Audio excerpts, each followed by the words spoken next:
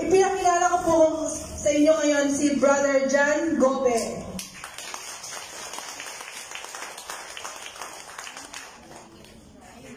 Good morning po.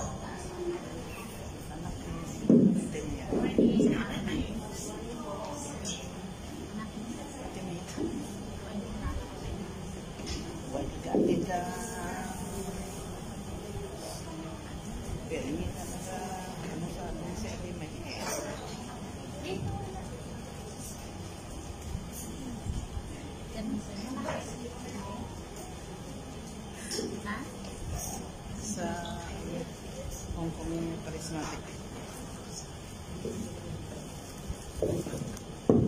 Okay, good morning po, my dear sisters. Good morning! Okay, ako lang po ata ang brother ngayon dito. Mamaya, nandito po rin si Brother Ed Ubamos, no? So, topic po natin this morning is new life. So, umpisa po muna natin sa goals natin. Meron po tayong tatlong parte dito sa topic na to. Okay, pakinggan po natin. Number 1, witness. No? Witness to the fact that the good news is good news. Itong term po na to na good news, lagi po natin naririnig to sa Catholic faith natin. Pero medyo explore pa po natin kung ano ba po itong good news na to. So number 2, know. Okay? Know that a new life is available through a fuller reception of the Holy Spirit. Buong pagtatanggap po ng Holy Spirit. Third, see. Okay? See that this new life centers in an experiential relationship with the Lord. So yung keyword po natin dito, experiential. Yung ma-experience po natin yung relationship kay Lord. No? Hindi lang po yung nakikita natin. Hindi po na i-experience po natin, nararamdaman po natin. So, tatlo pong goals: witness, know, and see. Witness the good news, know that a new life is available through a fuller reception of the Holy Spirit, and see the experiential. This new life is an experiential relationship with the Lord. Okay, so yun po yung tatlong goals natin. So, simulan po muna natin ng very simpleng exercise.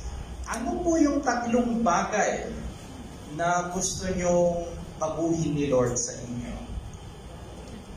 No, write down 3 things that you want God to change in your life. Bigyan ko po kayo ng 1 minute. Ano po yung tatlong bagay na gusto nyo baguhin ni Lord sa buhay niyo po? Okay? Kahit sabihin, yung wish list niyo po, tatlong wishes po.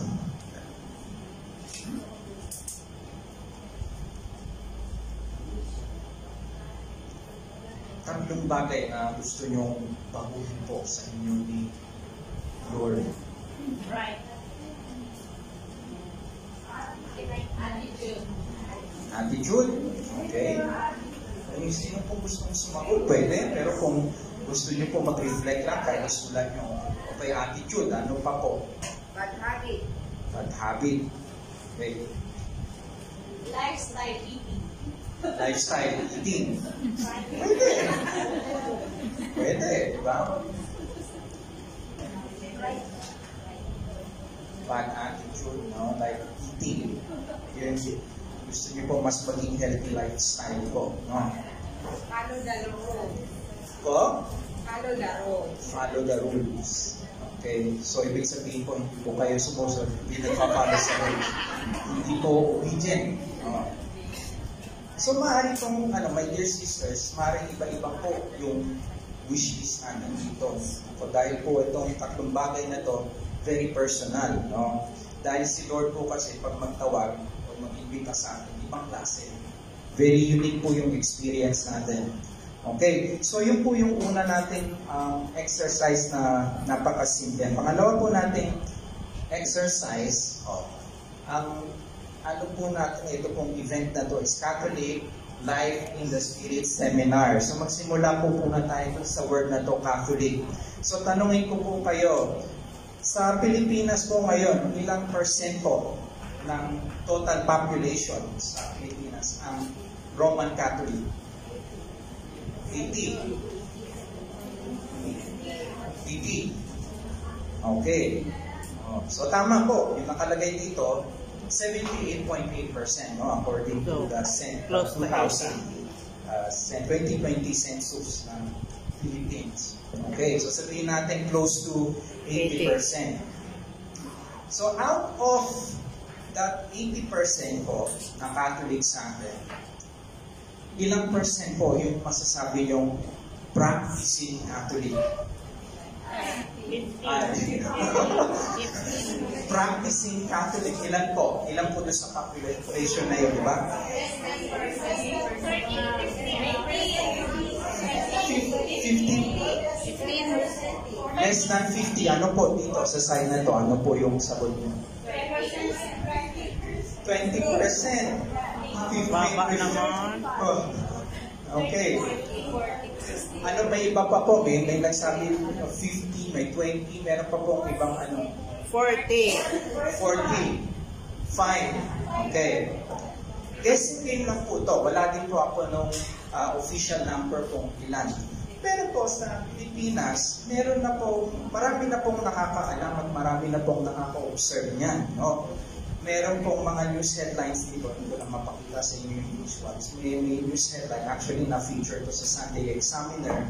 Ang headline nakalagay, significant decrease in number of practicing Catholics in Philippines. No?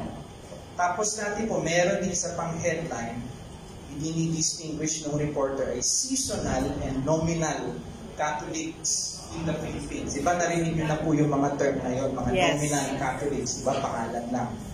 Diba? Opo. O every Christmas, Yun yung seasonal. Yung po, Easter, diba? Yung mga ganun na seasonal lang po. Yung makikita nyo lang po yung mga nagsisimba pag may mga important na okasyon. Ito pa po, may isa pa po bagong survey, po 2024 po ito.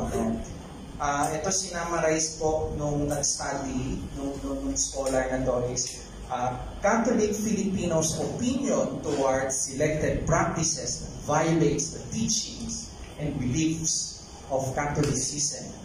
So, ilan po, hulaan niyo po, ilang percent po yung nag-a-agree na Catholic sa cohabitation, meaning yung mga nag-living po? Ilang percent po? Ilang percent po ng Catholic sa atin? O yung mga sumagot doon sa survey na ang payag po sa living? Ilan po? 60. May nagsabi 60. 80. Alam niyo po ano pong nakalagay sa survey? 95.3%. Okay. Pangalawa po, hindi na natin i-go through lahat. Imposition of death penalty, ilan po? Ilan po Catholics ang pumapayag dito po? 90%. 90%, okay. Iba pa po? 60%. Okay, malapit-lapit na. Nakalagay dito, 77.1%. Okay. So, medyo parang okay lang dito. Prostitution, 36.7%. Premarital sex, 65.6%. Okay. So, ngayon, kung titingnan po natin itong mga numbers na to, baka sabihin si brother dyan, baka nang-aasar naman, di ba? Sabi ko kanina, good news. Itong mga, inikwento ko na ito, parang bad news naman ata ito, di ba? Parang, at saka kung titingnan po natin, parang medyo nakakadismaya. Bakit? Kilala po tayo mga Catholic, majority ng country, pero bakit po hindi lahat ay pinapractice yung mga beliefs natin o yung mga tinuturo sa atin sa church, no? So, hindi po, kung yung numbers lang po yung titingnan natin, parang hindi po nakakainganyo, no?